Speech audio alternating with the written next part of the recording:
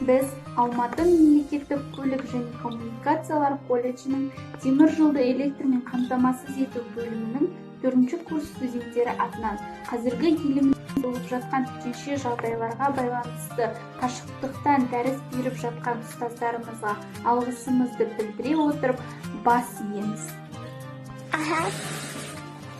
Дорогие наши замечательные и прекрасные преподаватели, от всех души хотим вам сказать большое спасибо за то, что всегда были с нами, поддерживая и направляя наши мятежные порывы. Спасибо за огромный багаж знаний, навыки и опыт, которым вы делились щедро. И вы вложили в нас немало знаний, стараний, никогда не жалели своих сил, эмоций, времени и забот. Спасибо за наши